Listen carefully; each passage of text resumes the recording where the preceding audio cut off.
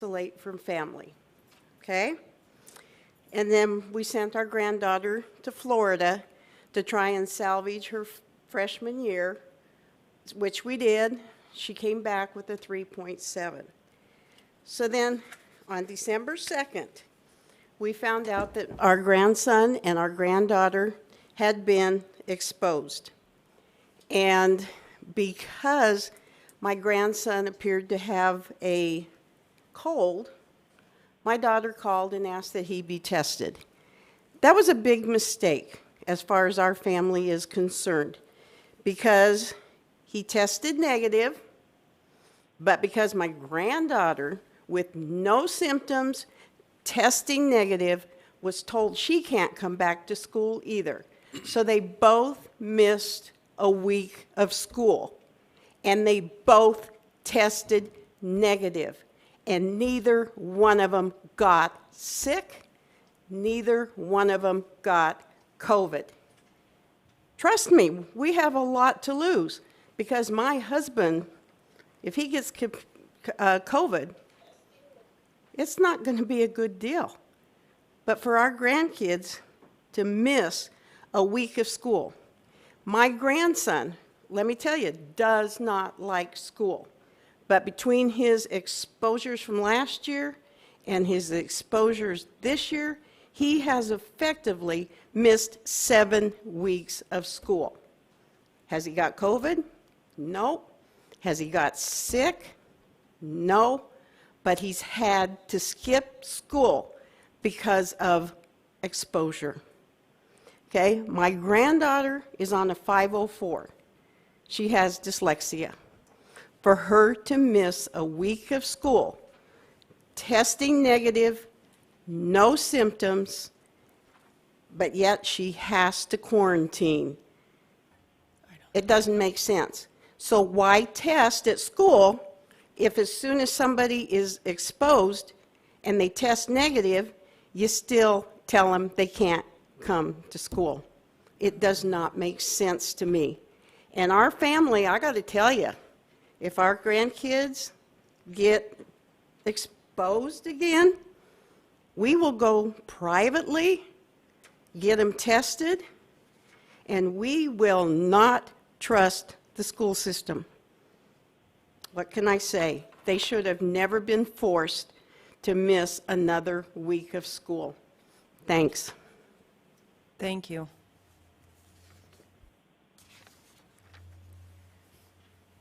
Camille Martin.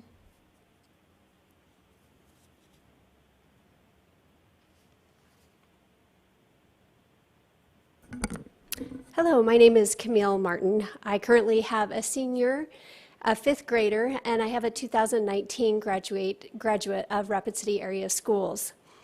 Our family moved to Rapid City from Albuquerque, New Mexico in 2014 when our oldest started her 8th grade year here as part of the school district.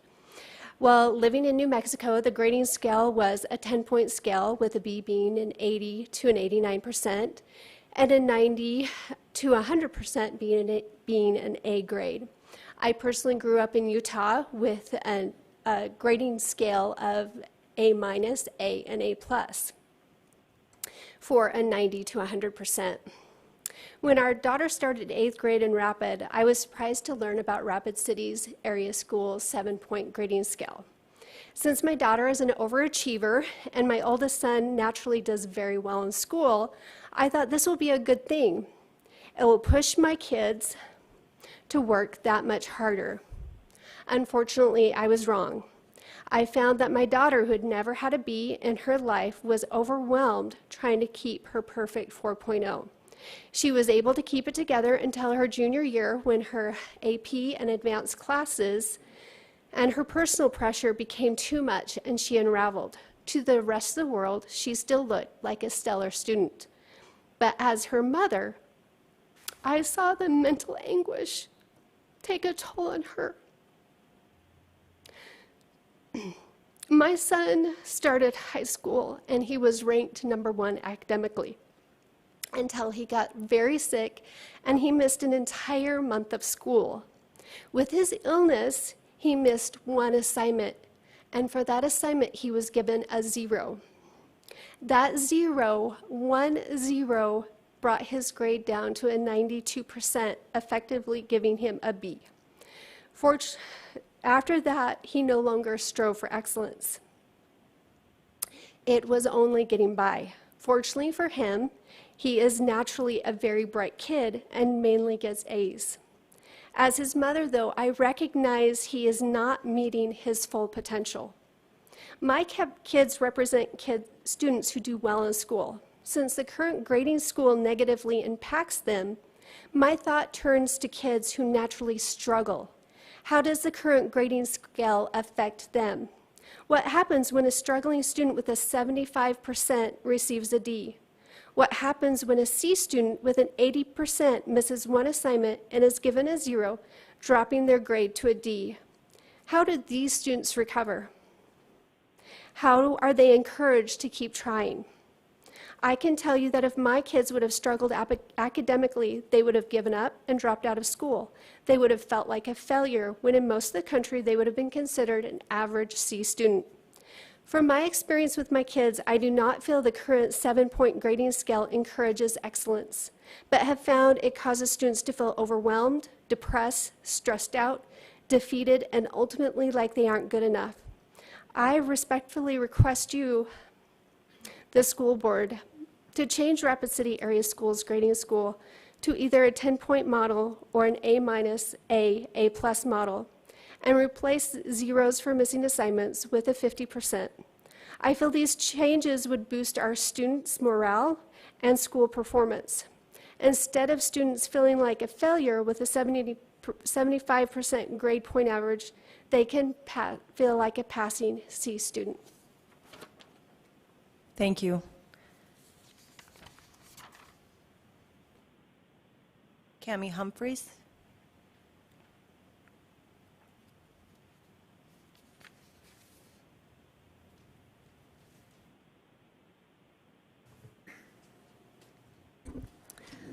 My name is Cami Humphreys. I moved here a little over 2.5 years ago with my 5 children and husband, who works for Monument as a surgeon.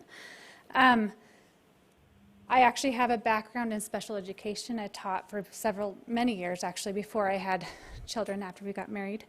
And I was, like Camille's, very shocked to see the 7-point system versus a 10-point grading scale. I, too, have children who are straight A students. My daughter is at Stevens, and she is in all AP classes or advanced classes. And until we moved here, she was a 4.0 student, and up until this year, she was still a 4.0 student. In our experience, she is struggling with the pressure of the 7-point grading scale.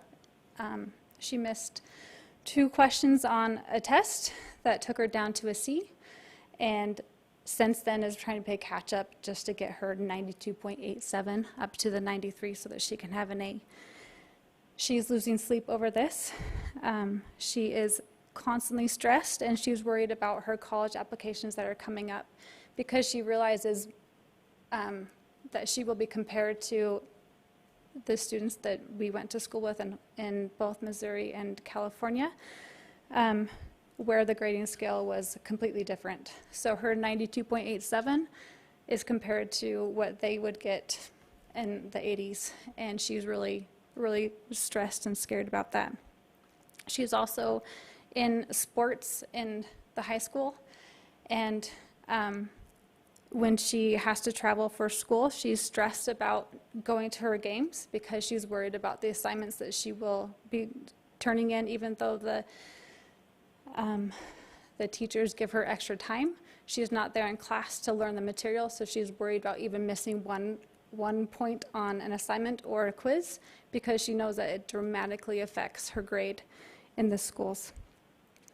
My husband, who did medical school, was shocked to hear the 7-point grading scale. neither one of us grew up in a grading scale like this. And all through his college, well, and my college, and his med school, he's like, you would never hear of this. This is just astronomical. It's crazy, because it puts extra pressure on our students, as well as, again, when they go to apply for schools, that they are compared to a different grading point average than what the nation is currently. So I just implore you guys to consider changing the 10 to a 10-point or a plus and minus system, so that we can our students here can be more competitive for colleges when they're applying outside of the school. Thank you. Thank you. Next speaker is Charlene Beliso. Sorry. Can you pronounce your last name for me? Yeah, it's Belial, Charlene Belial. And sorry, I'm not very good at this. So I agree completely with Cami and what Camille has said. We moved here about 2.5 years ago as well, from Texas. My husband has a job working for Pennington County Sheriff's Office, which was what brought us here. I have lived in Idaho and Utah, Texas, Minnesota, Virginia, and now South Dakota. And this is the first time that we've ever experienced a 7-point grading system. None of the other states have, they all have 10-point grading system. And I've had 4 kids, and I have seen how the 10-point grading system has worked well for my children. I've got a couple of them that excel really well, and I've got a couple that do struggle. And with that 10-point grading system has helped them achieve their highest potential. I had 2 kids that were brought here with us when we moved here. My daughter moved here as a sophomore and came here with a 4.0 and graduated with a 3.85 because a couple of her classes were in the 92%. Her biggest concern was when she went to college is how well was she going to succeed in college, because she does have anxiety issues, and the anxiety of having a 93 put a lot of pressure on her, and to the point where she just really struggled with school, and she had never struggled most of her life. Now she's finished 1 semester of college, and that college has a 10-point grading system, and she has a 4.0 because some of her classes are at a 92%, and they consider that an A, and so she has a 4.0 and has done really well because of it. I have a son that's a freshman at the high school who, again, has a struggle with school. Be truthful, it's not his favorite thing, but he knows he has to work hard.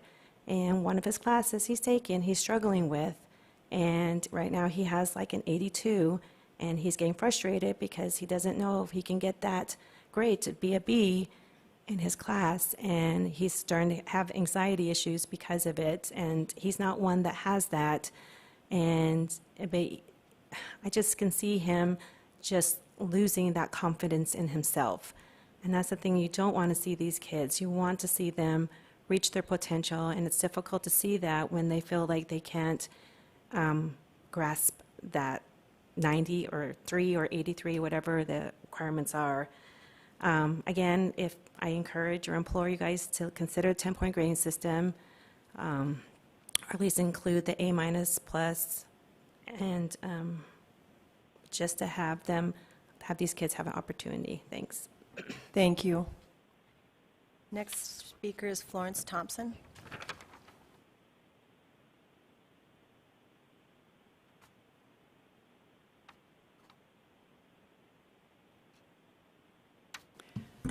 Thank you. I'm Florence Thompson. I'm president of South Dakota Parents Involved in Education.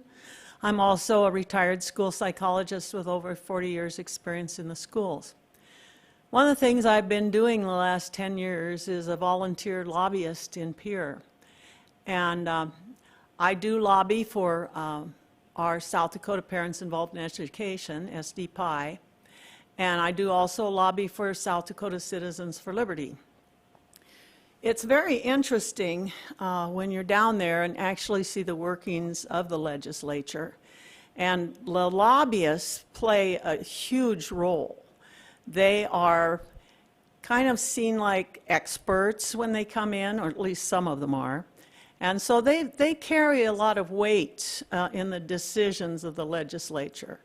And some of the lobbyists more so than others.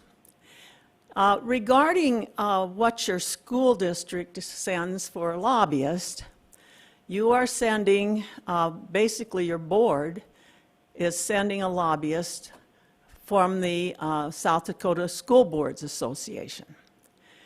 They are not just there as individuals. They are there as a team. They team up with the School Administrators Association, the School Counselors Association, the School Social Workers Association, the Athletic Directors Association, the Big Schools Lobby. I don't know how many of them there are. There's at least half a dozen that they come in on every issue in lockstep. And the teachers' union is right in there with that. And that is the South Dakota Education Association, which is a branch of the National Education Association, the NEA, which is a branch of IA, International Education. They are, at the international level, totally Marxist, totally for world control of education.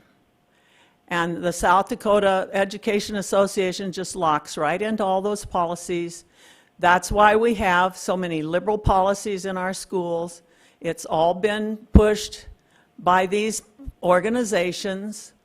And this is what our district is paying our South Dakota School Boards Association to go down there and lobby for. You are lobbying in lockstep with the teachers union, with the athletic union, with the administrators lobby. It's all a group. And they huddle outside the hearing rooms, and they get their strategies all together, and they decide who's going to say what to who. And they are hard to beat because they pack a lot of weight. And they can go down there and say they represent what this school board wants. And I don't think that that's true anymore, because we've had a sea change in our school board. And our community has said we want the schools to look more like our communities and not like somebody's leftist dreams. So I think you should really consider whether they're representing what you want them to represent and whether they really represent you. Thank you. Brittany Ridman?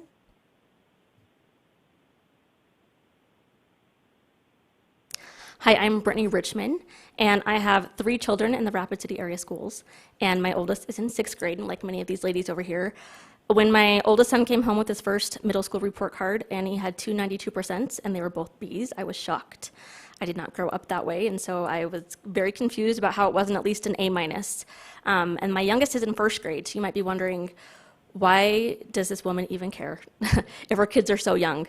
And I'm telling you because I have a background in politics, and I know how long it takes to get things changed, especially in local politics. And 10 years from now, when my 1st grader, who will be in high school in 10 years, says to me, "Mom, why didn't you speak up or do something about this crazy grading scale?"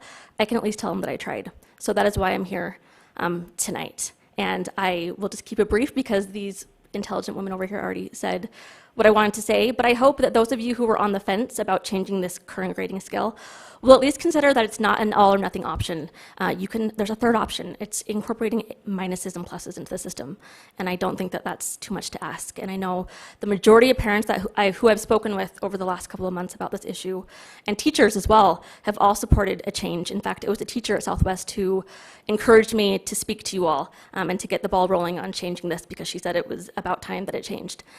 So I hope that those of you who were on the fence or leaning one way or the other, that you will do the right thing tonight and vote to change the current grading system. Thank you. Thank you. And last speaker, Tanchi Weaver. You took away the short microphone. It is. Once again, I get to be the skunk at the picnic. I moved here, I grew up here. I knew nothing but a 7-point scale growing up. But we lived in California when my children were young. When we moved here, I'll never forget how indignant my 6th grader was when she came home and said, we had a test today and we had to write down what we meant. She'd never seen anything but true, false, or multiple choice. So I just told her to suck it up, that this was for her benefit, that it was going to demand more of her. So, many parents believe the 10-point scale is fairer, and they point to the fact that colleges use a 10-point scale. I contend that the 7-point system is a better rating scale for measuring academic mastery. The 10-point scale works in a similar fashion to the handicapping systems used in sports and benefits students at the high end of the scale much less than those at the low end. Students who earn A's and B's gain 3 to 5 points, while students who earn C's and D's gain 7 to 10 points. Does that seem fair? Some of the lessons learned in school are implied. So what is implied when expectations are lowered? What is implied when students can work less hard and still get the same grade? How will a lower bar affect students' self-discipline and what they demand of themselves? Will low expectations dull the feeling of accomplishment when achieving a better grade?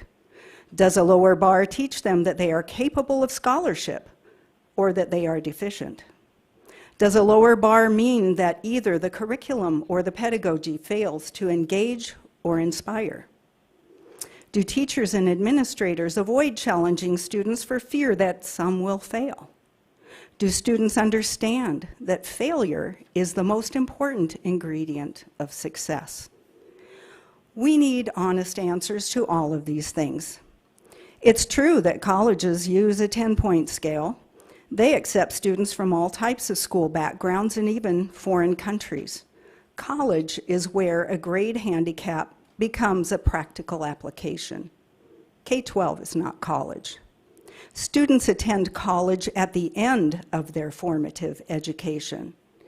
K-12 is where they develop good or bad study habits and learn to set and attain goals. It is better for students to work harder for grades in K-12 and then find that college is easier than expected. They will then be less likely to get discouraged and drop out of school, like so many currently do. Naturally, teachers will favor a 10-point scale because they can hand out better grades and look better on their evaluations. But education is for the benefit of the students, not the teachers. South Dakotans rejected the idea of teacher evaluations in Referred Law 16 in 2012, but teacher evaluations were a requirement of state-adopted Common Core reforms. I favor getting rid of teacher evaluations. Parents and administrators have always known who the bad ones are, but in the meantime, keep the 7-point grading scale. Thank you. Thank you. Okay, that is the last speaker. So we will move on to sharing the success. There is none, so student representative reports. Before we start on that, do we have a new person for Central yet, or have you gotten with Mr. Tully? We do not have a new representative yet. Okay. All right, Abby Rutan from Rapid City High School. Go ahead. Thank you. As we all return from the winter break, Rapid City High School is celebrating 4 of my fellow learners who have been published for their leadership and accomplishments. Shoshana Piper, who as a youth city council member is advocating for the inclusion of Lakota culture and state education standards and was recognized by a December 31st article in the Rapid City Journal. Kaylee Wood's volunteerism as a part of the Service Learning Capstone course at Rapid City High School was recognized in the January 2022 edition of the Elevate Rapid City magazine. And finally, Connor Dove and Daisy Gomez were highlighted in a December 17th Rapid City Journal article for the career exploration as a part of the Job Shadow Youth Internship Capstone course at Rapid City High School. As the end of the first semester quickly approaches, Rapid City High School is preparing for an adjusted final schedule next week. Staff have selected to implement a 3-day final schedule the 12th, 13th, and 14th. This schedule allows for more time in each class to complete finals tests and/or final projects. It gives ample time for learners to spend working one-on-one with staff to complete any remaining course learning outcomes. Star Chief Eagle at Rapid City High School is honored to host this week. Star Chief Eagle will be sharing teachings and cultures of the Lakota people with our school. She'll be in PE classes teaching traditional dance. In our Spanish and English classes, she will be teaching about oral traditions. She will also be in the art classes and social studies classes. We are excited to welcome a new face to our front office and to Rapid City area schools, Taya Hebron. Taya is Rapid City High School's new truancy secretary. We also wanted to publicly thank Shelley Peterson, who recently moved internally from this position to support services at Jefferson. All our secretarial positions are key to the daily operations and truly set the tone every day as we walk through the front doors. Welcome to the Rapid City High School team, Taya. I also saw on the agenda there is an item to change the grading scale for next year. I would like to offer my support to this item because moving to a 10-point scale makes a lot more sense and it's just easier to follow and understand. Talking with learners at Rapid City High School, I have heard a lot of support for this change. I encourage you to vote in favor of the 10-point grading scale. In closing, I will remind you of our school-wide expectations at Rapid City High School. Be respectful, be present, be courageous. Thank you. Thank you so much. Great report. Okay, Hayden Benz from Stevens High School. Go ahead. Thank you. Good evening, ladies and gentlemen. Once again, my name is Hayden Benz, and I'm the student representative to the Board of Education from Stevens High School. My report tonight will be brief. I would like to begin by welcoming 2 new teachers to Stevens, Mr. Cody Van Rosendale, who will be teaching biology, and Mr. Robert Julius, who will be teaching Algebra 1. We are all very excited to have them both join our already wonderful faculty at Stevens. The end of the semester is quickly approaching, meaning the start of new courses for students in the coming weeks, including myself. Along with the start of the second semester comes registration for courses during the 2022-23 school year. Current freshmen, sophomores, and juniors will begin the registration process in February, along with middle school night, beginning the transition of current 8th graders to high school. Additionally, there will be an art showcase on January 10th at Stevens, featuring the works of advanced art students. There is sure to be an abundance of amazing pieces showcased at the event. It is open to the community and is a great way to show support for the future generation of artists.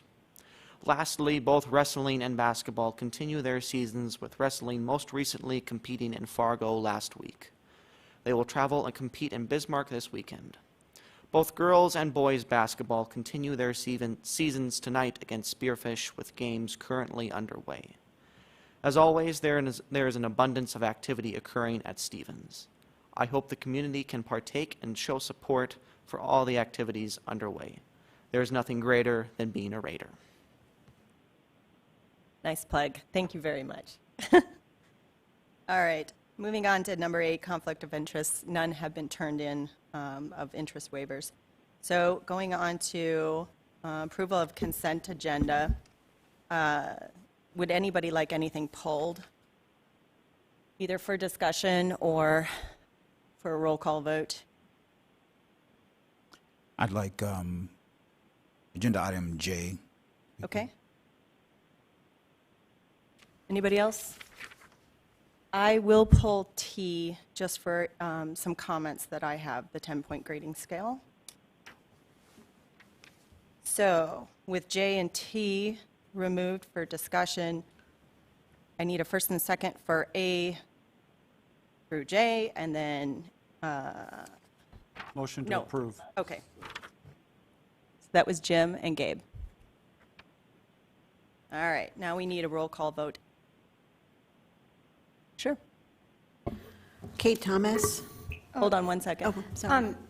Items A and D are policy items. Is this the last reading of the policy item? Is that why they're on the consent agenda? rather than under the policy agenda item. That is correct. It's the final reading. Okay, thank you. Did you want any of those pulled? I don't need them pulled. I just appreciated them under the policy agenda item because it was clear that they were in what reading they were in. So So just they a are when clarification. they're under the first reading, and then for the second one, they'll go under the consent. Thank you. Yep. Okay, go ahead, Joan. Kate Thomas, Yes. Gabe Doney, Jim Hansen, Yes. Amy Polisky, Yes. Kay Colomb, Yes. Deb Baker, Yes. Troy Carr. Yes. Okay, moving on to J. I do need a first and second, and then we'll discuss. So moved. Second. Jim and Troy. All right, discussion. What was your question? My only question on this item, it says that they're looking for requests for the events on dates presented herein, January 9th, 2022 to June 18th, 2022, and the example is for 2017. Oh. Would you take a look at that, Dr. Simon? That's...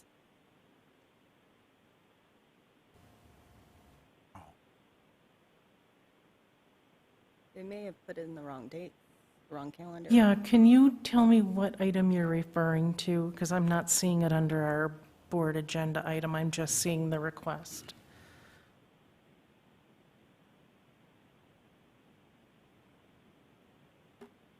Oh, okay.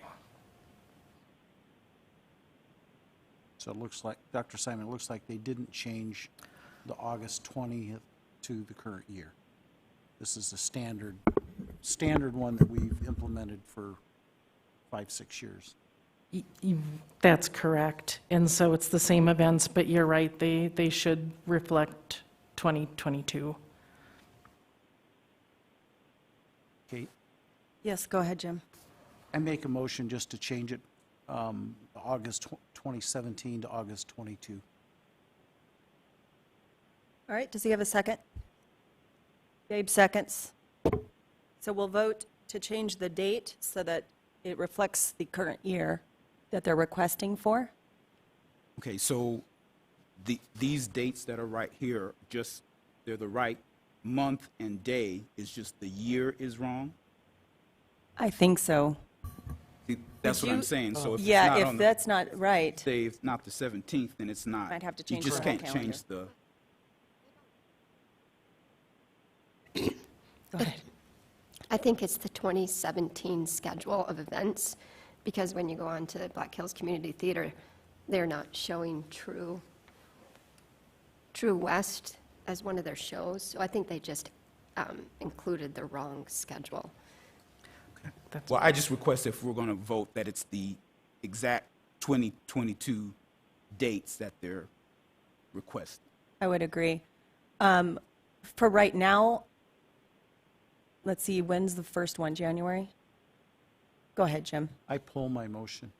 Okay. I just want to table that. Change.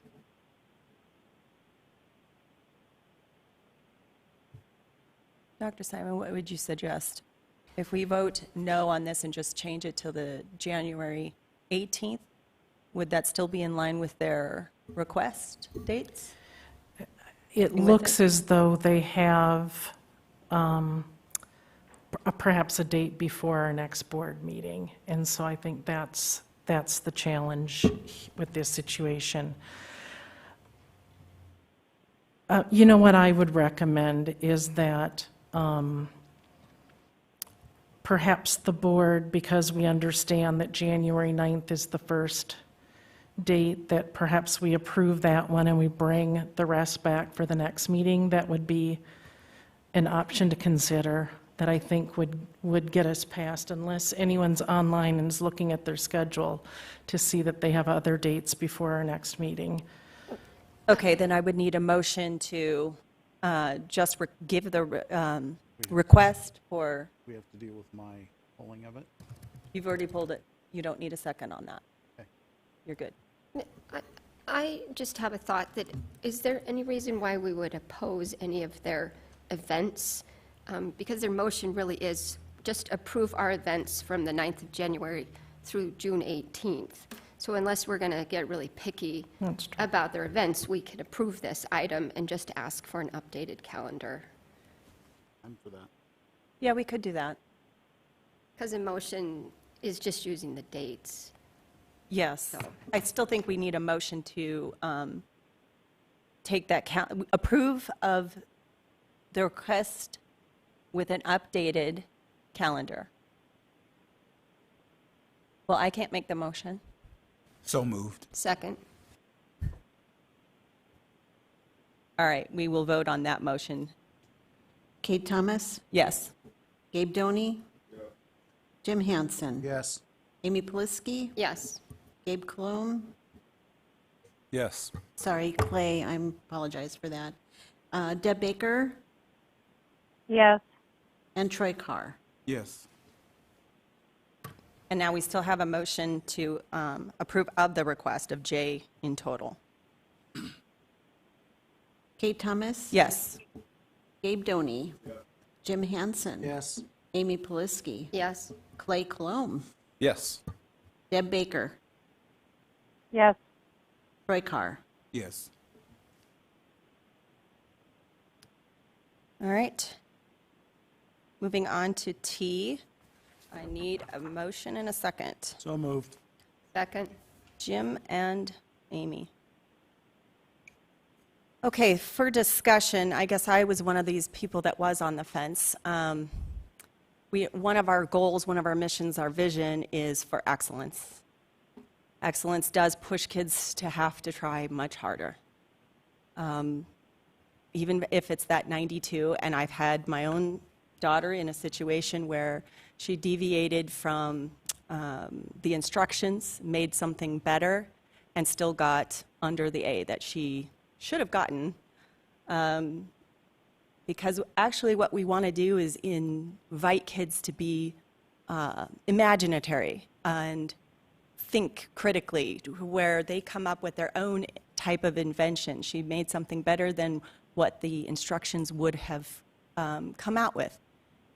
I think our real problem is not necessarily a 7-point or 10-point, but how they're being graded, what they're being graded on. Not necessarily where is the grammatification right? Is the story behind it right?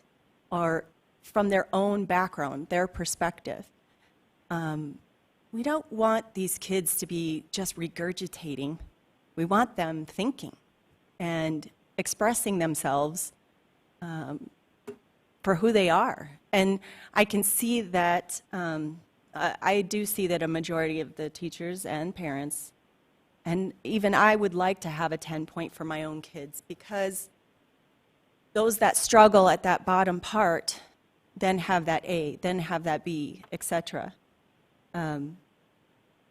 My fence was one of the teachers that wrote in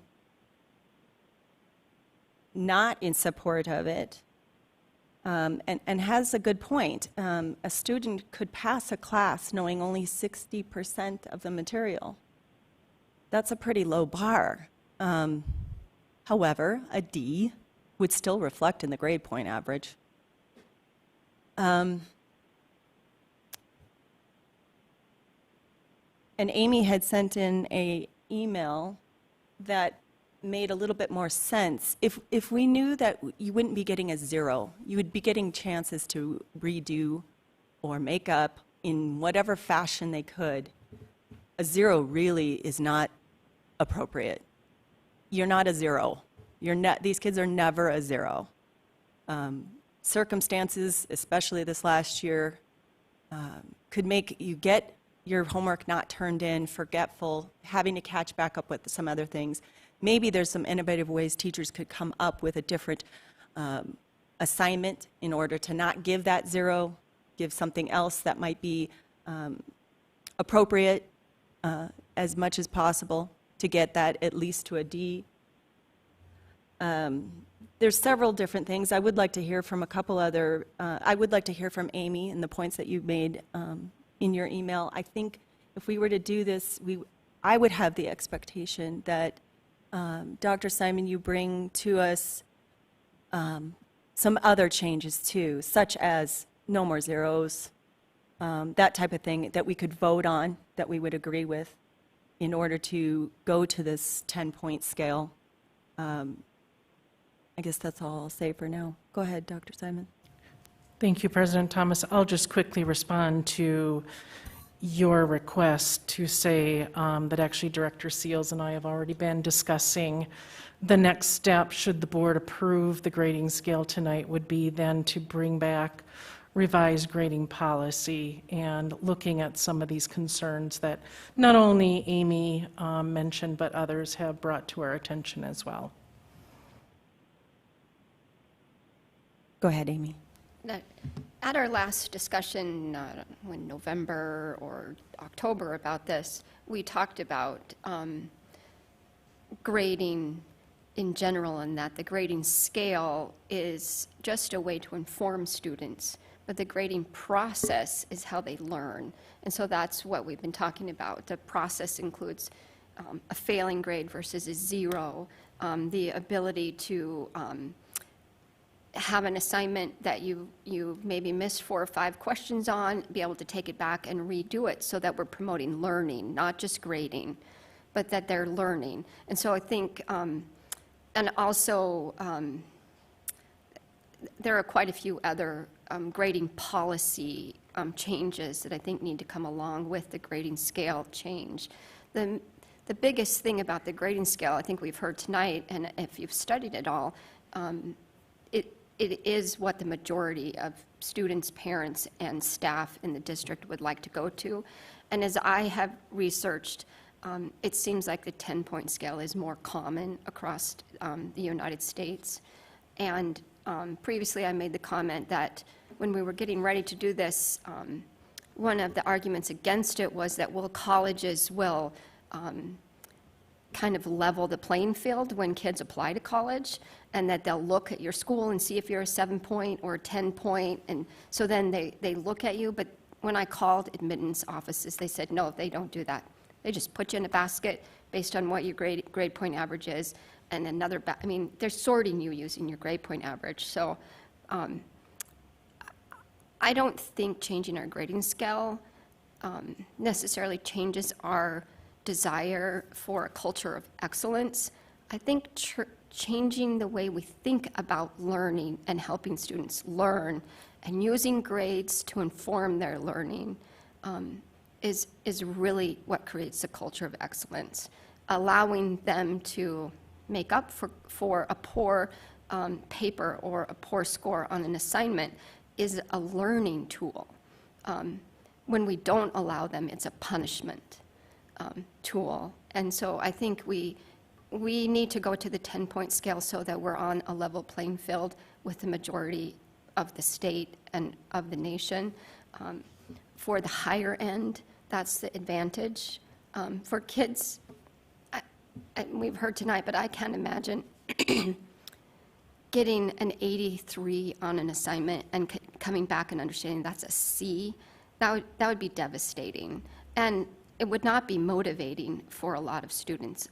So while we're using our grading scale to inform, I appreciate Dr. Simon and Valerie Seals for looking at the grading policy, which will really change the culture in the school district. So I do support the 10-point scale. Anybody else? Gabe, go ahead. Dr. Simon, I guess maybe this question might be more directed your way. I believe, if I remember right, we talked about, when we first started talking about this, it was about the grading procedures or grading process, like Amy said, and that would have to change a little bit. The teachers or whoever. I guess my first question is there's quite a few teachers in this district. Are they all going to be tasked with changing their grading procedures and how they do this, or is that an administration thing? I'm actually going to ask Director Seals to speak to this, as she and her team will be the ones responsible for working directly with high school teachers around these changes. Right, so Dr. Simon, in response to Amy earlier this week, had mentioned really we wanted to have a final answer on the grading scale before we went on to the rest of the policy, which is the grading practices, I would call it. So for example, if we are not going to administer zeros for missing work, what is that number that we're going to assign as a percentage? But we can't decide that till you decide if it's a 10-point scale. So it is our intent to address grading practices that would be done administratively in collaboration with our high school principals. And then, yes, all secondary teachers would follow the policy as they always have, set by the board. Okay, well, the only reason I ask is I think there's two things here. I think one, you know, the school system itself needs to adjust on, you know, from a A to a B, that 3 points, and then so on and so forth down the road. And I completely understand talking about giving, it looks like we're giving 7 points or 5 points or whatever to others and stuff. So I guess my thing is I think there's accountability that needs to be, what I'm looking for is the accountability side of it. One, that the teachers are going to do those grading practices to reflect what, if this passes, what will change. And then two, also for the students, because for one, I don't feel people in extracurricular activities, given sports, band, debate team, whatever the case may be, should be allowed to go do those things with Fs. And if this 10-point thing goes through, as an example, when I was in school, it was D for done. If you had a D, you were put on a 2-week academic probation. You had 2 weeks to get that grade up to a C or higher. If you did not, you did not, for the rest of the semester, participate in any extracurricular activities. So I think there's a few ways that we can, I'm not saying that's what needs to be done, but there's a few ways that if this changes, that we can hold students as well as the teachers accountable for this change. And because I too, my first thing when I first seen this too was, yeah, we need to be on a level playing field with colleges. If that's the academic excellence of universities across our nation, and we have students that are trying to get into things like Naval Academy, West Point, things like that, then they've got better chances of doing so on the other side of the state. So, however, I do feel that everybody needs to be held accountable on this in regards to that. So, because we are giving up some. Sure. If you look at it that way. Right. We do follow the activities guidelines in answer to that, the state activities guidelines for participation. So you still have to have academic performance to participate. As far as monitoring the grading scale, that would be just applied through Skyward, which is our gradebook management program. So the scale we set as a district is the scale all teachers will be required to use. Furthermore, our administrators can obviously communicate the change in policy to their teachers, but they routinely monitor F lists and things like that to make sure that teachers are compliant with their expectations for grading. Okay, thank you. I've got more on that, but we'll save that for another time. Thanks, Gabe. Go ahead, Jim. So I'm in favor of the change for a lot of reasons, and they were already set up here on the dais. My question is in reference to the practices. So Val, let's say this gets passed tonight. How soon before the grading practices that we have been talking about going to be brought in to the board for review? I had told Dr. Simon that I could have a draft of grading practices, the guts of the policy, by next week's SLT on Wednesday if a decision is made on the grading scale tonight. Okay. I really think that we need to look at this because Amy made a huge point that all of my kids who've went on to higher education, it is a sorting. If people really think colleges really dig into your school is special, you're going to private schools. You literally are sorted. But the key that is sorted is the grades. Where are they at? And we need to be on a level playing field for all of the kids if we want them to go. Now, if our school district doesn't want kids to go to college, then let's not waste our time with this. But if we want them to go to higher, we have to play by the playing field that they're dishing out. And that's the playing field, because this affects all of the money that the individuals could earn to go to those schools. And it's a big thing. So I will be in support of this. Troy, did you? Yeah. Go ahead. I'm going to be in support of the 10-point system, but I did want to make a comment that I have 4 boys that all graduated from Central High School, which were currently under the current grade point system. I don't feel none of them were disadvantaged in colleges. They all applied for college. They all got scholarships. They all went to the colleges of their first choice. And so I don't think having a rigid grade point system is punishing the kids, is a disadvantage to kids. I think asking for, lack of a better word, toughness is not a bad thing. They do it in the military. The people that founded this country came in adverse circumstances, and in a lot of ways it builds a lot of character. And so my vote for the 10-point system will not be because I feel that it's harsh and a disadvantage to kids. Thank you. All right. Anyone else? President Thomas, would you mind if I spoke on the Yes, matter you just may. briefly? Okay, thank you very much. I would just like to voice my support for this movement as well, for the 10-point grading scale. Some current high schoolers already use the 10-point grading scale in any dual enrollment classes that they would take through colleges. And I've talked with friends of mine, and they say, oh, well, I can get an A now. Maybe I was an 89%, 88% student, but if I try a little bit harder, I can get that A. So in terms of motivation, perhaps there's a case to be made that there's perhaps more motivation there to a student that was maybe a B student that can now be an A student. They have that motivation to reach that level of academic excellence. Gabe also brings up a good point about any activities that students would be involved in.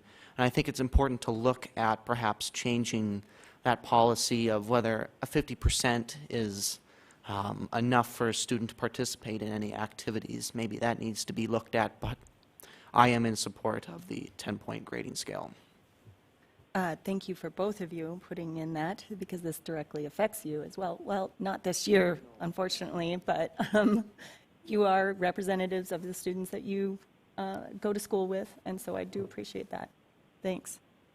If no further discussion, we'll do a roll call vote on the motion to accept the 10-point grading scale. Kate Thomas, Yes. Gabe Doney, Jim Hansen, Yes. Amy Polisky, Yes. Clay Colomb, Yes. Deb Baker, Yes. Troy Carr. Yes. All right. 7-0? 7-0. Okay, so we move on to 10, first readings of policies. There are none, so we're on to the reports of the superintendent. And A, it looks like the whole child update with Jackie Talley.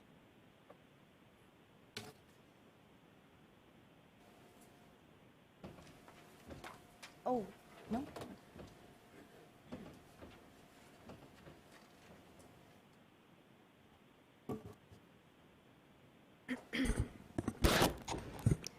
Good evening. Thank you for the opportunity to give you a brief overview of the whole child initiatives that have been occurring the last year. Since Ms. Pierce was here, standing up here last year, I'm just going to give you an overview of what's occurred since then until now. Let me start out by first saying that the whole child initiative actually was started for all states. And what that whole child initiative meant was creating well-rounded schools. Something about what you all were talking about, creating those expectations for students, but also helping them meet those expectations by creating students that were well-rounded through the initiative of implementation of the whole child. So to to 4 years ago, we began talking about the whole child, and at that time, I was a principal and part of a task force that really looked at the themes of what a whole child would contain. And those were looking at, number one, community, healing, inclusion, learning, and diversity, but then narrowing it down to areas here in Rapid City that we really needed to be focused on. And those areas were trauma-informed practices, cultural proficiency, restorative practices, as well as suicide prevention and awareness. When looking at that, we discussed what it would be, what were some of the reasons why we needed to move to the Whole Child Initiative. One of them being transition from a focus on narrowly defined academic achievement to one that promotes long-term development and success of all children, K through 12. And then creating those well-rounded students to go on to higher education and to be successful in the community. Demands of the 21st century to prepare our students for challenges and opportunities not yet on our radar. I think when this initiative, this part of it first came about, we were looking at the pathways and looking at ways to improve secondary education in our district and how to take our students and move them out either into college or career and to help them be prepared for the demands in the real world. The other thing was the increased issues of underdevelopment, social and emotional skills, unmet basic needs, inability to self-regulate, and increased incidence of adverse childhood experiences. And that's where we really got into some of the 4 areas that I'll discuss later on in this presentation.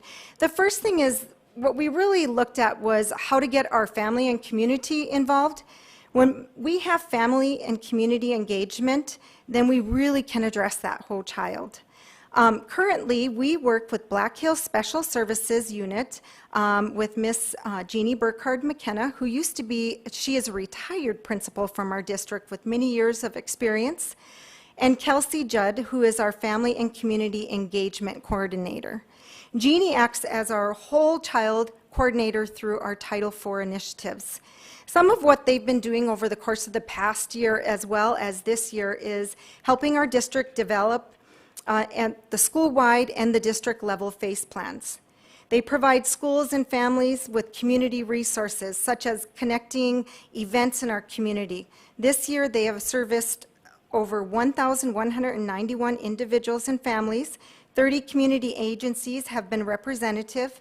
They've worked with Oyate Health, to provide Thanksgiving food baskets, United Way, through the Young Readers One Book, and Race to Read. These are just some of the initiatives that they've been able to help support our school district in engaging our families. We've also done this school year family engagement events under Title I. In Title I, our schools are required to do 4 family events throughout the school year, two of the 4 which may be virtual. When we talk about virtual, I know when we moved to COVID, one of the things was really engaging families through that virtual. We have had an outstanding turnout, more specifically this year. And so we've really felt that those family events, especially the engagement on the virtual side of it still this year, has been positive and successful. We've done, through the family engagements, we've done in-person STEAM, and that's been through School of Mines, the Robotics Club, Sanford Underground Lab, and some of our other supporters in the area. Also, through our virtuals, we've done some fun things with families to try to engage them more with the book bingo, meet the author. We've had a variety of other family engagements through the virtual, bringing in community resources so that families are aware of all of our resources in our community. They also provide our family newsletter. That comes out monthly, and our Whole Child Rapid City Area School Staff Newsletter, that is bi-monthly. Through our virtual parent sessions, all sessions have been recorded, and so if any of you would like to go look at any of our Title I Facebook pages or their website, you can view those right there. There's been some fantastic engaging opportunities for family. We've done some things such as protecting your child online, through internet crimes against children. That's always been a #1 topic for parents, and we usually get quite a large engagement over the past couple years. We've done some things, dangers of vaping through Lifeways, conscious discipline, social emotional well-beings of your child. School counselors have done a variety of things in that area. We've done some cyberbullying, which as a former principal has been really helpful for not just school staff and principals, but for our parents, that awareness piece. Also, educator self-care sessions. Jeannie, through the Black Hills Special Services, has provided 5 of our schools self-care, and North Middle School participated in that last year, and it was a great turnout. It was during one of those times where you need to have that pick-me-up for staff, and so it was fun to get together and to do a variety of activities so that staff could really focus on what was most important, is the education of our students. We've done educator book studies over the course of the last couple years. Onward was one of them. South Middle School specifically is doing some work together. And then Coaching for Equity is another book study that we've been doing through the work with Mrs. Burkhart McKenna. The district whole child team and the school level teams are up and running and working to meet the needs of our students and families. And then a new area that General Beadle is piloting this year is the family chats. And this is where we have families online. They're able to ask questions. Administrators are invited, but they don't talk. They can take notes and be real reflective on the needs of our parents. But one of the things that's been nice with those family chats is it creates an opportunity for our parents to learn. It empowers them to ask questions, and for our facilitators to be able to provide answers and support to them as they participate in those. One of the other 4 initiatives is suicide prevention. And this year, our staff have all been trained on the QPR. It's question, persuade, and refer. This has been done by specific trainers in our school district that have been trained. For our students, 5th grade school counselor lessons on coping with intense emotions. That's a district-wide initiative. At the middle school, we've been implementing district-wide implementations of signs of suicide. It's a curriculum for 6th through 8th grade students. We do get quite a bit of feedback from our students to our counselors, and they're able to meet the needs of those students immediately. Our high school, they're doing district-wide implementation of our suicide prevention video and the discussions for all 9th through 12th grade students. For parents and guardians, we've done some suicide prevention classes, and these actually, there was one this fall at North Middle School, and these can be provided even at request. I know that just before Christmas, I had a phone call from a parent that was very interested in just getting some resources, and so Sarah Zimmerman has been very good in providing and assisting parents with those resources. With our suicide prevention, Mrs. Zimmerman has been involved with the partnership with community agencies for mental health to support suicide and prevention. We've been doing connecting with our youth, the Indigenous Youth Suicide Prevention, as well as behavior management systems, and then behavior management systems has been in our school providing counseling and direct services to those students in need. Data-driven decisions for these things have been made related to our suicide prevention efforts here within the district. And part of post-intervention has been the continued development of our district mental health crisis response team. And Sarah has done a nice job in putting those teams together, training them, and making sure that they have the skills necessary to go into our schools and help in those emergency situations. Rapid City Area School continues to see a decline in the number of active students and staff who die by suicide since the implementation of our suicide prevention efforts beginning in 2019. Currently, this year, we've had 338 potential suicide interventions to date this school year. The percentage of reports completed by school level, gender, and ethnicity during this school year remained very similar to the past 2 school years. However, we've seen an increase of our families and students utilizing our resources. The next part of the whole child is the Cultural Proficiency Educational Foundation. This year through our Title VI, we have a Title VI employee, Marie Heiber, has done an outstanding job getting out to all 23 of our schools and setting up trainings for them on the OSEU. Also, along with that, I heard our rep from Rapid City High School talk about Star Chief Eagle. She's been in almost all of our schools. She will be continuing her work through April, and she's in our schools promoting cultural proficiency, doing a lot of trainings, as well as big assemblies for students or small groups of students. We're also working on training our social workers. We're utilizing our student success facilitator specifically to address the truancy and attendance issues.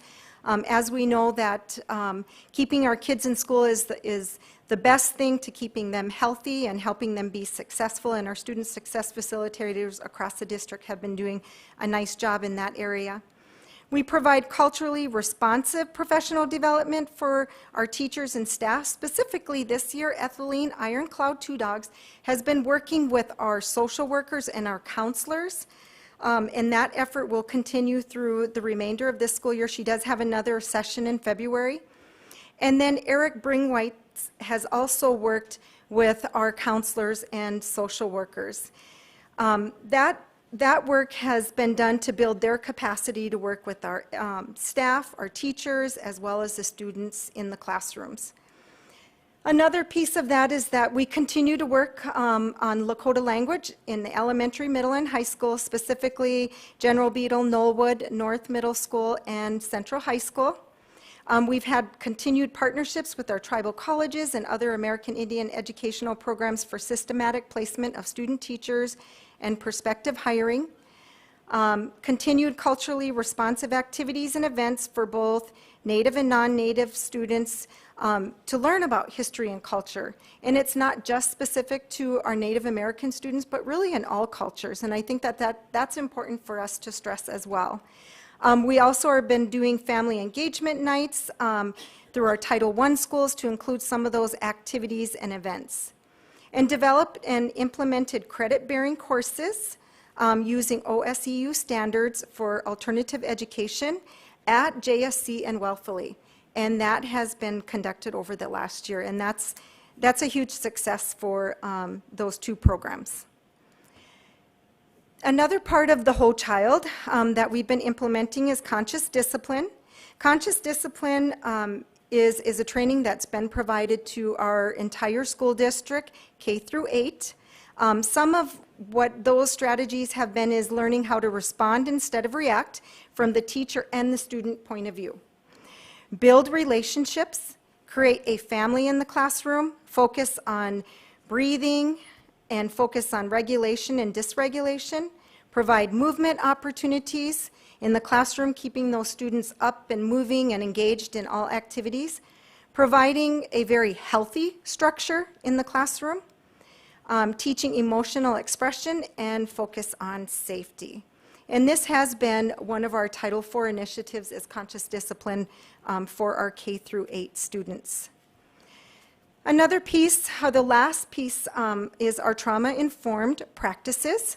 That has been an initiative that's been going on for the last 4 years. We have, at the building level, have had extensive train of trainer. We've had several staff across the district over the last couple years attend Beyond Consequence training, where they learn strategies on how to assist students in the classroom, how to assist families, how to work with our counselors and our social workers on trauma-informed practices. And you're going to hear a little more about that when Mr. Stewart gets into the restorative area of this presentation and then presents the discipline data. Currently, our staff are completing the online 10-hour training, which was required for this school year. Many of our schools are having their on-site coaching. This will go through the end of the school year through conscious discipline. And then beginning for the 2022-23 school year, we will be doing the train-of-trainer model for all of our new teachers as they enter the district. Many of our existing teachers have had extensive training, either online, in person, or through our train-of-trainer model here in the district. Part of that is we'll continue the whole child team for this year and next year. We'll continue to develop policy, practices, and protocols and refine what those look like based on training that we receive. We'll continue to work with our whole child coordinator through Black Hills Special Services Co-op, and that's through our Title IV initiatives. Conscious discipline framework, we continue to look at it each year, revise it. We do that through our whole child team at the school level. We continue to refine our strategies used in the classroom. And then our discipline matrix, which Mr. Stewart will also go a little bit more in detail. Our social and emotional regulation curriculum and work groups will continue. Those are our counselors, social workers, behavior intervention strategists with students. And then trauma-informed parent workshops will continue through the rest of this school year. Those are done majority with our Title I schools as part of their Title I plans and parent engagement. And again, we'll continue to work and refine in our de-escalation and calming rooms. At North Middle School, they've had it's called the Eagle's Nest. We've had that for several years.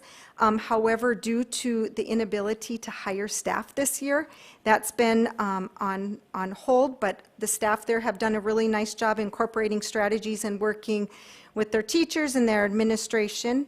And then Central High School has had the rezone classroom. All right, and with that, Mr. Stewart. Sure.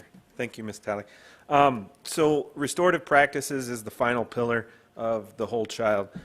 Essentially, we are in our 4th year of implementation of the new discipline matrix that allows us to have a more restorative look through the lens of discipline. We are constantly looking at that, working with administrators and revising it as needed. We've made a few minor changes in the 4 years with that discipline matrix as years have gone by and we've implemented those. We also, Mr. Soriano and I, we do try to sort out the needles in the haystack as we are part of many different networks to try to find nuggets for administrators and share either videos or different webinars that administrators and counselors and social workers and anybody else can plug into to enhance their skills. I would say that training is a little bit on a shortfall. We had a really good plan going in, and then COVID intervened a little bit there. We are very thankful for the conscious discipline training that's been taking place. That has given some capacity to our administrators and our staff. And finally, I do meet with a team, a multidisciplinary team. Somebody from every building represents, and we do discuss different behavior concerns as a district. We share data, and we kind of look at that data and look at things that we need to do better in the future to employ better efforts. Now I want to preface this slide here with that it is truly unfair to compare last year to this year. It's almost looking at apples to oranges due to just the nature of school last year with distance learning Fridays. We had around 2,000 students that were distance learners that were still on our counts, but they were not in the classroom. So this one does look daunting, but as I'll get into in my next presentation, when we compare to pre-COVID numbers, our discipline data really does look a lot better than what this slide shows. With that, I'll turn it back over to Ms. Talley to finish up. So that is just a quick, brief overview of what has occurred over the last year. Are there any questions in regards to the whole child or any of those 4 areas? So my button thing is not working, so I don't know, just raise your hand or Troy, did you have one? No? Okay. I do. The Holly Strand, when she's done this in the past, has this been an ongoing thing that she has done every year, maybe except for last year? And I regularly get emails for my central student, but I don't always go into them. Is that where that would have been announced, that she would have been virtual to watch that? Yes, I believe so. It goes out through it's sent out to the principals, and then they send that information out. Okay. And then regarding Holly Strand, right. she does a few different types of presentations. One of her presentations is for parents only, and she did do a parent-only presentation because there is some things I think that that parents need to know that maybe our students don't need to know. She does so much work in our community and is always willing to present yearly. I have probably seen a presentation from her every year since I've started in this district, and this is my 16th year. I mean, if it wasn't her, it was somebody in that same position. Okay. And so does she come in presence and then also on virtual, so maybe twice a year? This year was virtual. Okay. She has come in person, yes, and is more than willing to do that. Okay, good. I find myself, I was questioning even some of the bingo online, and I thought, that is good, that you're still getting parents to engage. It's just so much better in person. One of the reasons why is because, it depends on your job. If you're sitting at a computer all day and then you go to a presentation at the evening, it's not that the subject may be boring, but it is easy to kind of lose focus and not pay attention, and so in person is so much better. But that's good. I'm glad to hear that she's been back every year. She has an amazing amount of knowledge. I don't know how she sleeps at night. When we talk about the virtual, I just want to make a comment that we're doing a variety too to try to meet the needs, but really, truly, we really want our parents in person because that dialogue is so important, and that face-to-face, because then they can pull that administrator aside and have those good conversations, or after a presentation from counselors and social workers, I'm telling you, it'll be an hour after that presentation, we're still meeting with parents. Sure, yeah. And then does Sarah Zimmerson or whoever gives parents the resources, is it just a list of resources for the suicide prevention? And is Young Life a part of that? I can tell you from personal experience, that is extremely helpful for networks of even just finding your kid if they're missing. I wondered if Young Life was part of that. I know that the kids can kind of put out brochures at the schools, but they're not allowed to have posters, or they've been told in the past, no posters, saying this is something that you could utilize as a student. And yet it's a great resource for these students. So I know that Young Life can't be the only one, so I wondered if that was part of your resources. Right, and Sarah has a whole list of resources. Our counselors do as well. All of that is given to them, so any parent or community member can call a counselor or a social worker and get a variety of resources. I know that Young Life, I'm a huge supporter of Young Life. And so I know that they provide a multitude of resources themselves. And it's not all faith-based, so it's things that we can talk about. And you're right, if somebody's missing, I guarantee there's somebody within Young Life then that can assist and help you. Right. Okay, and then I'll email you with a different question. Anybody else? Go ahead, Jim. Jackie, thank you. You're welcome. Very, very informative. I remember last year's, and you did add it on. But I need to ask, since Jeannie, you're in the. You got anything you want to add? Reference to what you do with this? Yeah, come on up. Yeah, I like putting Jeannie on the spot. We've been doing this for years to each other. Yeah. Thanks, Jim. Jeannie McKenna, and I am a former principal of Rapid City Area School District. But I just really appreciate the support from this board and our superintendent, working with Black Hills Special Services to really help our children and their families be successful, not only academically, but emotionally and socially. Because that's what we really want the end product to be, is we want our students to be productive citizens. We want them to be active citizens and to be happy citizens. So I just appreciate it. Thank you. Any other board members have questions? All right, I'll let Mr. Stewart continue. On 1 second, Amy does. Go ahead, Amy.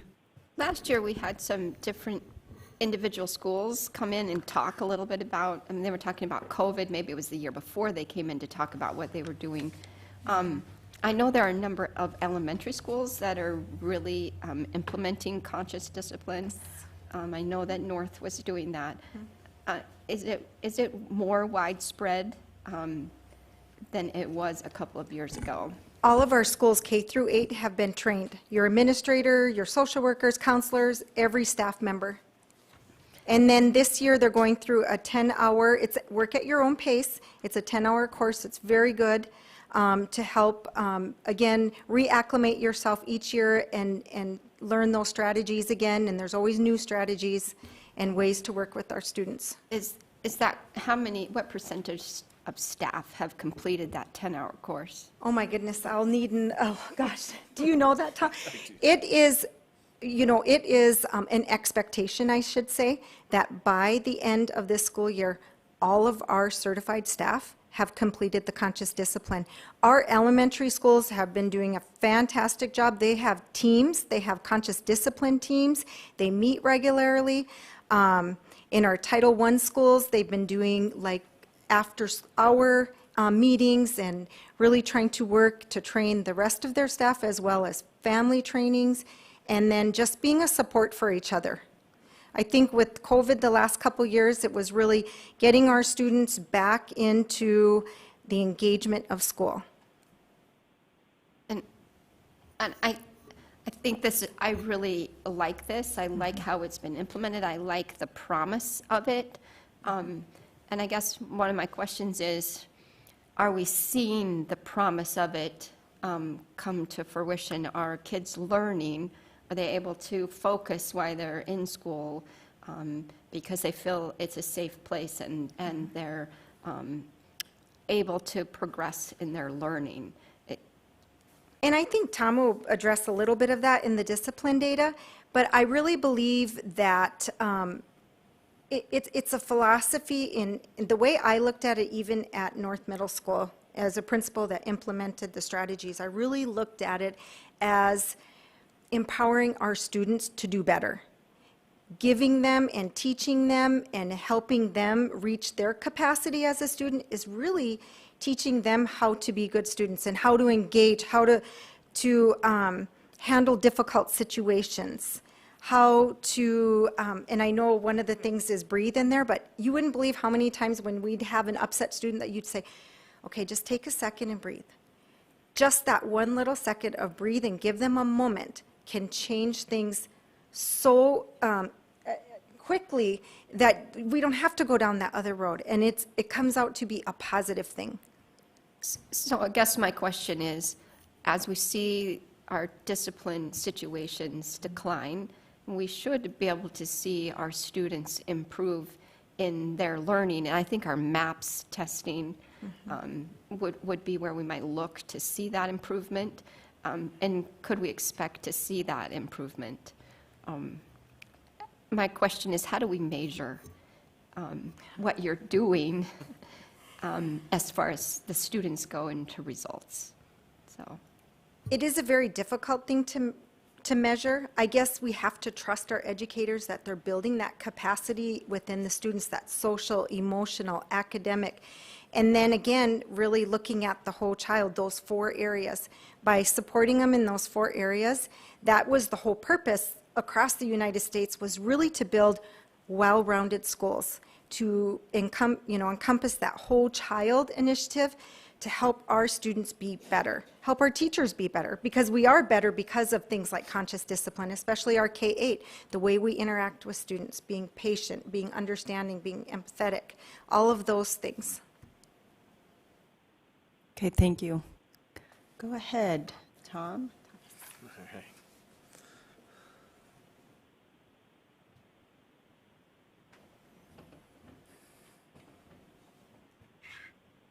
All right, I am Tom Stewart. I'm the Student Support Manager. I work directly for Mr. Gabrolchuk in the Education Services Office, and I spend a lot of time with discipline information and discipline situations. So I have the opportunity to just share kind of an overview of this data that we collect on a daily basis. Just a quick note that we, in the next several slides, you'll see a comparison of the last 3 years. This comparison is time frame, not day to day. So, for example, it's start of school for the last 3 school years to the start of winter break. Some of the day data, the amount of days in that time frame might be a little bit different from anywhere from 3 to 4 days, but so the time frame is essentially the same through that whole comparison. I know you've recently had a enrollment brief, so this slide is really just to give you kind of a concept of where we are at as a district when in the next few slides I'm going to have deal with some comparisons on student populations. So I just wanted to put this out there real quick to refresh your memory as to where we are in regards to student enrollment over time. I like this slide because this slide tells us a very good story. It tells us that 86% of our students currently aren't even on the radar as far as behavior. They have no incidents in Skyward. 14% unfortunately have at least one, and obviously with the comparison there, we again, referring to my previous statement that if we look at last year to this year, we're going to see a massive difference.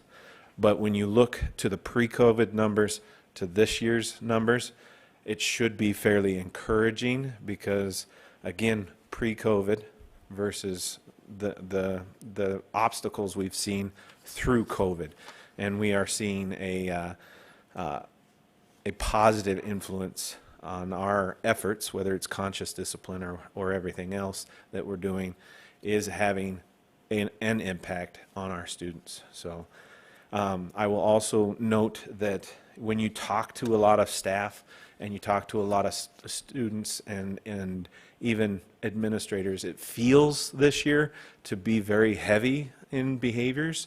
However, again, when you pull out the data, that's why I love data so much, it can't lie. And you look back to our pre-COVID numbers where we didn't have staff or teachers filling in for other teachers and staff shortages and things like that, our numbers were higher than what we are seeing now. So I'm encouraged by that information. This is just a breakdown by level. Again, you can see that there's a 3-year breakdown, but the important one is over there in the graph. We can see that our middle school obviously has a bigger chunk when you look at their overall percentage, with 77% having no incidents at all and 23% having at least one. Elementary it's a tiny sliver of 8%, and then high school is 16%. So again, I want that to encourage us that the greater majority of our students are doing what is expected of them. This slide just gives you a quick look at where we are as far as grade levels and which grade levels are our areas that we need to focus a little heavier on. And as you can see, 7th, 8th, and 9th grade years are where we see the predominance of our discipline issues. 7th grade owned the #1 spot 2 years ago, and right now, this year, the 9th grade is coming in the lead as far as owning the most discipline reports. Pardon? No, ma'am. That is it's just first grade in 1920, so it would be second grade in 2021, and then But, so yes, your 7th graders are the 9th graders this year. Yes, ma'am. My apologies. This one gives you a quick snapshot of what it looks like throughout the months before the break. This one I felt was a little interesting because October is notoriously our heavy month. However, if you look at this year, September was our heavy month. And again, I don't have a lot of reasons why this is, but it definitely gives us something to have that conversation with my discipline team and discuss some of the situations. There is some feeling that this has a lot to do with, as Ms. Talley pointed out, our return to normal. And we had a whole entire year that there was a little bit, it was just different last year. And so some of the behaviors and that time spent and those relationships built with teachers may have not developed, and we had to start over from not scratch, but a little more ground zero with some of our students to get them. But the encouraging thing is you look at that where we're declining. December is usually a fairly low month because of just simply the number of days we have in session during December. This slide spends a little time looking at our race and ethnicity breakouts. You would want, in a perfect world, this slide to represent proportionally to our race and ethnicity demographics, and it does not. Our Native American population, it represents about 19 to 20% of our population, and our white students own about 65% of our population. And so obviously this also, it needs to be noted that this is number of incidents, not number of students, and that's important distinction to have, because this isn't saying 46% of the Native Americans have a discipline incident, or 43% of the white population. It is 43% of all of our incidents are white identified students. This is one of my favorite slides because it gives us a representation of the tiered system, or the responses to intervention, or RTI for short.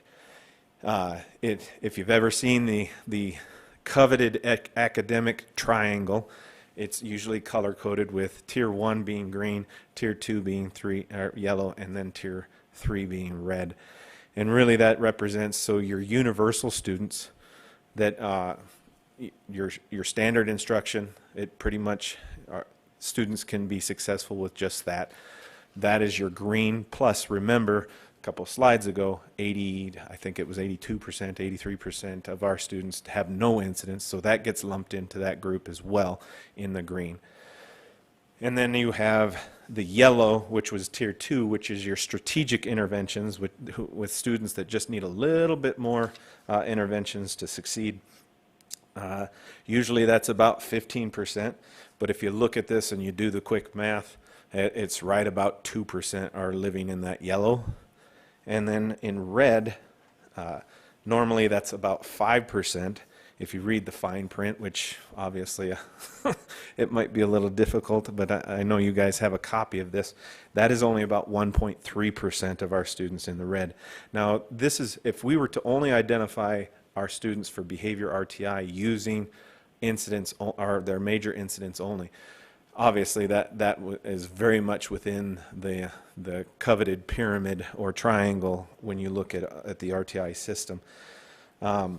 Something else to note within, when you look at, again, that fine print, and it's a little small for everyone to see, but I will note that our current students that have current IEPs own about 25% of our incidents district-wide. Beyond tier 3 would be essentially tier 4 or special education. So this is really encouraging data, because if you just look at this year, again, it's only about 4% of students that would be in the additional need or the RTI system if we were just to identify solely with behavior data. Ultimately, we want to look at other things like attendance and their minor classroom referrals, some other data points that would feed that that nomination for RTI services.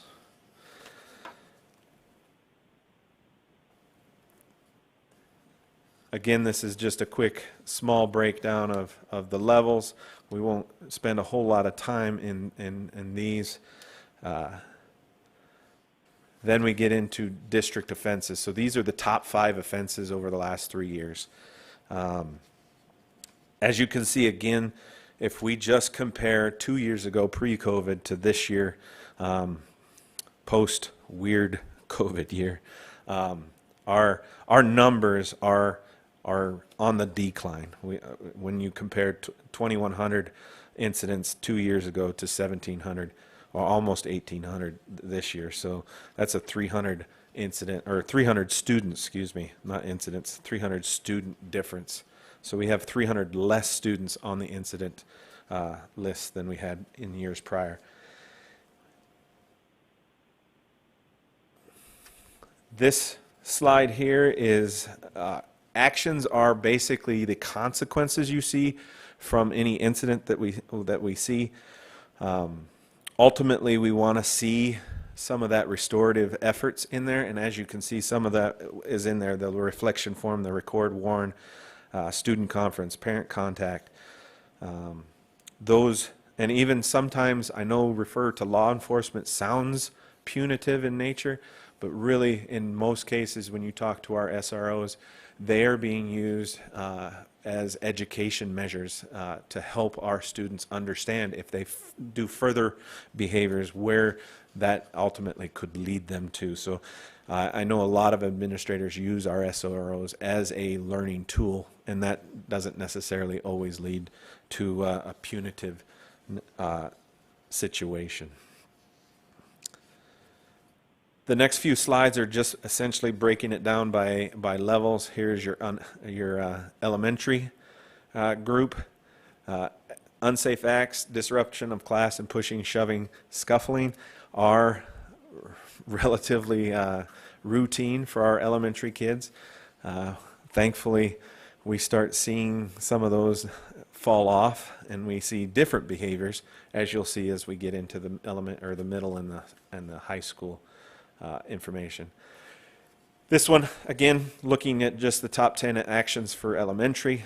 Again, looking for those restorative pieces, those learning tools, parent contract, record warn, timeouts, parent conference, restorative conferences. Those punitive, ultimately, studies show that a suspension does not fix the situation, so we really push that learning process through when we're dealing with students with behavior. Here's your middle school. The top, as you can see, we have a shift in their behaviors with their top 5.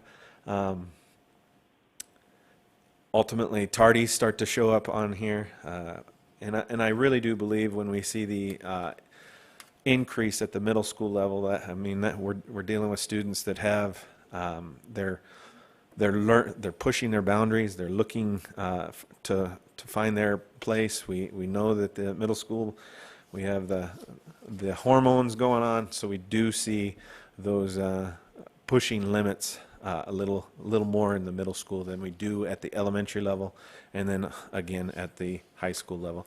We do see a little bit of that in the 9th grade. They try to test the waters with that little bit more freedom that they get, and ultimately we start to see them getting it figured out by the 10th, 11th, and 12th grade years. Here's your top 10 for middle school in the actions. Again, those restorative actions are imperative for that learning process. High school, cell phone seems to be an interesting nuisance, but as you can see, if you look at 1920 in comparison to this year, either our teachers are becoming more tolerant or students are starting to figure it out that there is a time and a place to be on that cell phone. And we appreciate parents' efforts in that endeavor as well.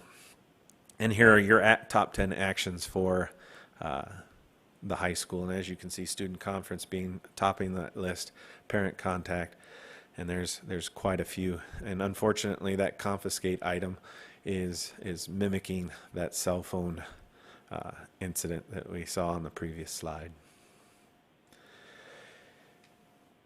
Here's one that I actually talked to a couple stakeholders that were really, they were taken aback. When you look at this, we take and Skyward, when we recoded 4 years ago with our incidents, we have it so now an administrator, if they put in 4 days ISS or OSS, so we could have a little bit more accurate data, so we can come in. And I know that it says approximates here because there's never an exact math with this. So when we all total, it's 4,632 total days lost of learning. And we know in the world of education that direct instruction is immensely powerful. And when a student is either in ISS, OSS, or long-term suspension, they lose that direct contact with that teacher and that direct instruction. So we know that is making an ultimate impact on that learning.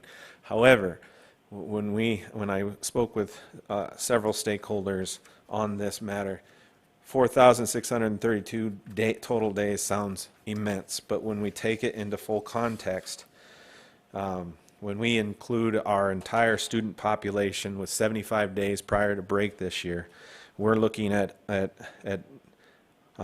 just over 958,000 total days, which puts it in mathematical terms, it's 0.5% of total days lost. And I know that those 4,632 days are impacting those students that are put in those situations. I just want to make it sure that we are all understanding that the overall impact of the entire district is 0.5%. Finally, the last slide here. Oh, these were supposed to. Oh, in your packet, I'll just skim through these. This actually breaks down the elementary, middle, and high school days lost.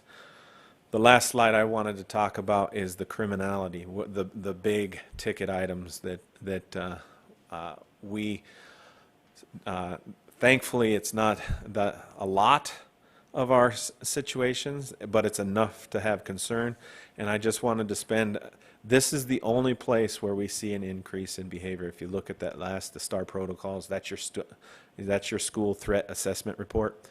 That is the only place in comparison to our pre-COVID that we're seeing an increase. And when I talked to the leadership with the SROs over break, they said they are also seeing an increase in risky taking behaviors within our juvenile populations. So we're seeing that echo in our schools with those STAR protocols. And this is a situation where whether it's a threat or a student brought a weapon to school or things like that, the administrator is assessing that and seeing it as a threat, because we've had students that accidentally bring weapons to school. Obviously, that doesn't trigger a STAR protocol. When there is a threat deemed, and they go through this process with the law enforcement, with counselors, social workers, administration, teachers. It's a whole multidisciplinary team that get together to evaluate the level of threat for that student.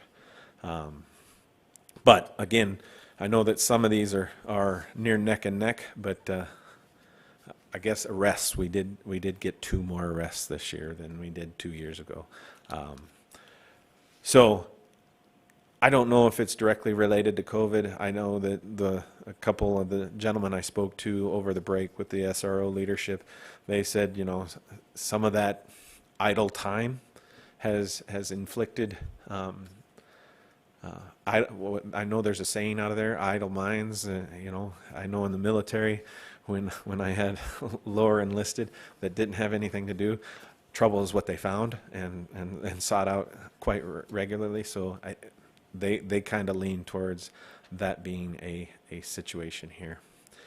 Again, there's a breakdown for each elementary, middle, and high school in those criminality slides as well. With that, I will take any questions you may have. Okay, go ahead, Gabe. STAR protocol. What's that mean, I guess? Okay, so STAR, it's a School Threat Assessment Report. So that's what the STAR stands for. But basically what that is, it's a series of questions, access to weapons, you're challenging me here, propensity to act upon a threat. You know, if a student made a threat, I'm going to kill you.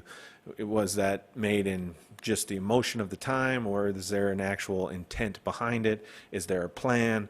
I want to say there's 12 or 15 different questions that this team goes through to evaluate a student and that threat.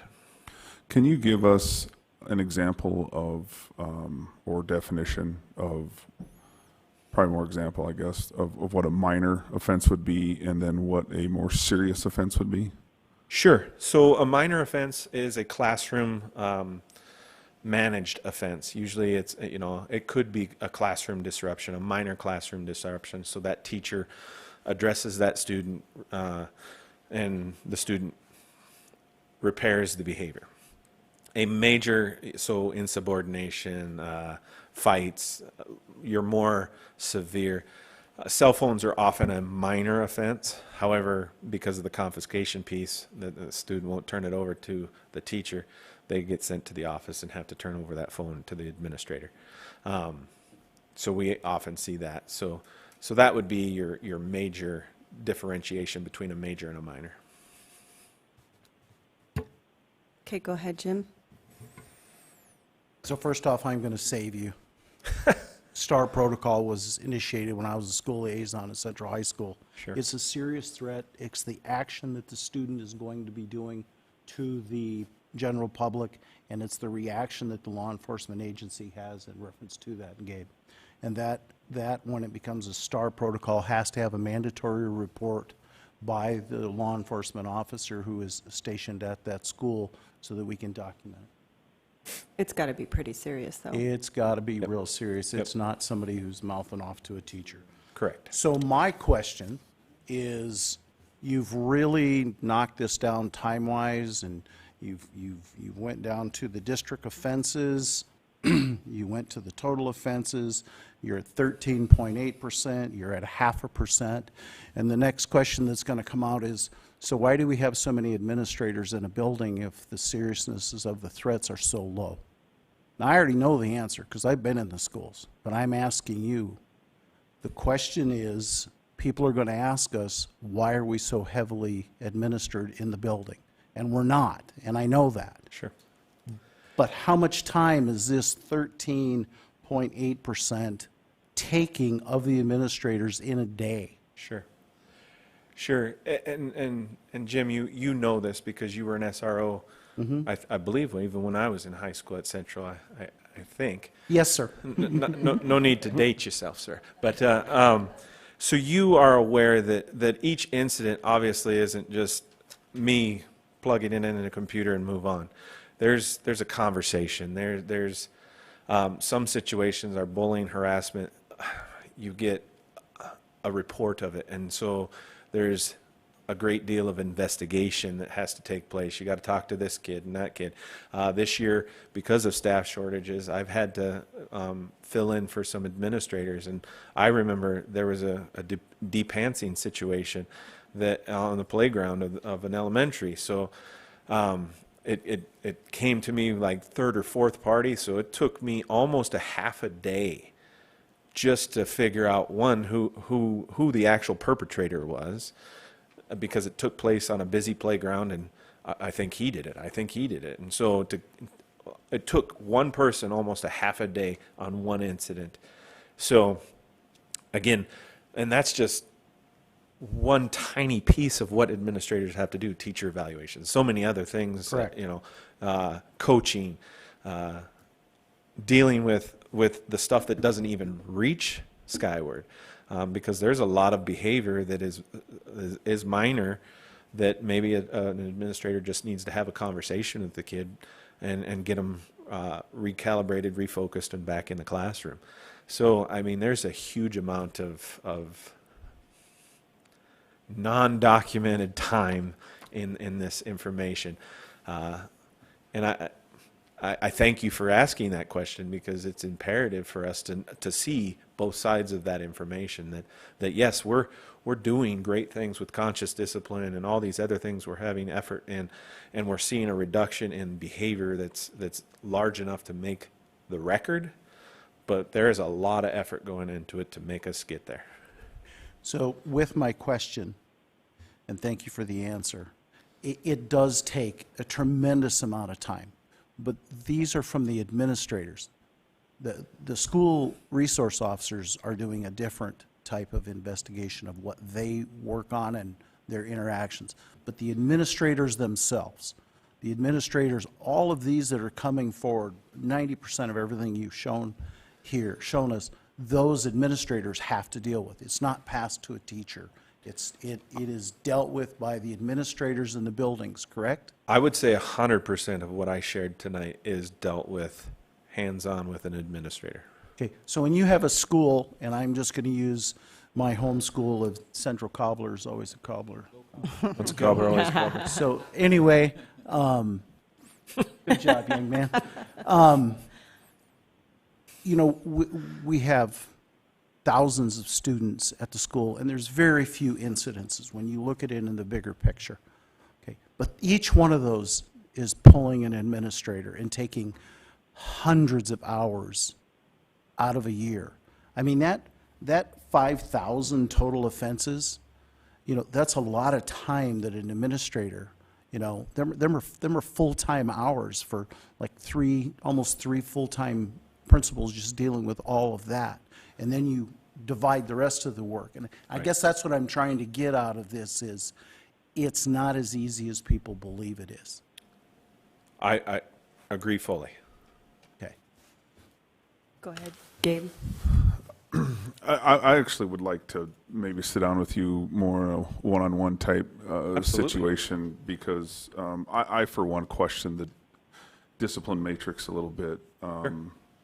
The validity of some things at the schools, and it's not that anything should be done or anything shouldn't be handled. I think there's a true issue with how things are handled. Ever since school started, I've had phone call after phone call after phone call of why is it this way? We are targeted. And there's some things that I guess I'd like to sit down and maybe discuss with you in regards to some of that. And I would invite you to just email me, and we can look at I your will do that. calendar, my calendar, and we can line something up. I will do that. Thank you. I have a question. Sure. Part of one of the offenses is unsafe act. Yes, ma'am. Do you have a list of those? What's an example? Goodness, it's a little bit broader in definition, and I don't have the definition committed to memory. I apologize, but it's basically putting self or others in harm. So one example off the top of my head was we had a student that was jumping off the desk. Mm-hmm. So that would fall into putting himself into danger. And it wasn't just like one time. It was the kid kept climbing back up and jumping off. So that was one that was coded as an unsafe act. Well, unfortunately, we don't have monkey bars anymore. So what are they going to do? Yeah. No, thank you. Any other questions? Okay. Thank you. Thank you. All right. Moving on to the superintendent report. Dr. Simon. Thank you, President Thomas. This will be very short and sweet. I would like to begin by wishing everyone a happy new year, and I'd like to welcome everyone to the second half of the school year. Prior to our break, we did hold a breakfast meeting with our local legislators. That was on December 14th, and our goal really was to discuss important topics prior to the start of session. And so I just want to publicly thank our legislators for their engagement and discussion with us. And that's it for tonight. Thank you.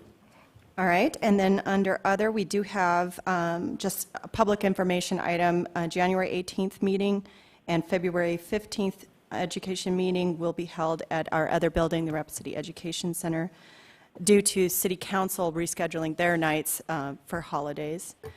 And then we have no other, or does anybody have another? Okay. And no executive session, so I need a first and a second for adjournment. Jim and Troy. We need a roll call. Kate Thomas, Yes. Gabe Doney, Jim Hansen, Amy Polisky, Clay Colomb, Deb Baker, Yes. Troy Carr.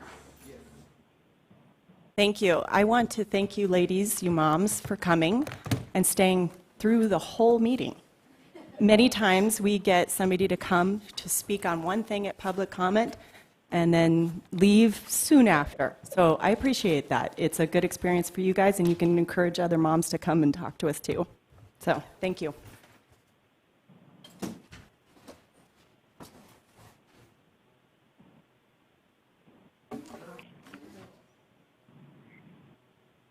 You are the last party in the conference. You will hear silence until the conference begins.